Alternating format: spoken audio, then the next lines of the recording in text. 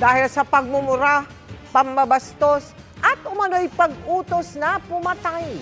Hinaling sa korte ng ilang kaanak ng EJK victims at human rights group ang pagpapadisbar bilang abogado kay dating Pangulong Rodrigo Duterte. Nakatutok si Maki Pulido. News, video clips, social media posts, pati testimonya ni dating Pangulong Rodrigo Duterte sa Quadcom. Sinabi ko yan sa mga pulis. Kayong mga pulis, pag pumasok kayo dyan sa droga, kayo ang mauuna. Ang ilan lang sa ebidensya ng grupong naghain ng disbarment case laban sa dating Pangulo. Hinain ng petisyon sa Office of the Bar Confidant ng Korte Suprema ng mga kaanak ng mga biktima ng extrajudicial killing at human rights defenders kaninang umaga.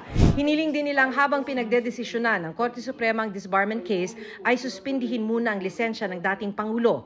Na-trigger daw sila nang sabihin ng dating Pangulo na magiging abogado siya ng anak na si Vice President Sara sakaling magka-impeachment trial. Witness ang buong mamamayan dito. Nakita natin kung paano nagmura, nakita natin kung paano laitin ang mga kababaihan, kung paano i-shortcut ang proseso, kung paano ibaliwala ang proseso, kung paano pumatay ng tao ang taong ito. At wala po siyang karapatan na maging abogado po sa ating bansa. Dinuduraan ni Duterte ang propesyon ng abogasya. Hinihinga namin ng reaksyon dito ang dating Pangulo, pero sabi ng kanyang dating presidential spokesperson na si Attorney Salvador Panelo, hindi pa niya alam ang base ng disbarment case. Hindi ko alam kung anong magiging desisyon. Ayan siya na mag-iimbestiga sa disbarment. We'll leave it to them. Para sa GMA Integrated News, Maki Pulido, Nakatutok, 24 Oras.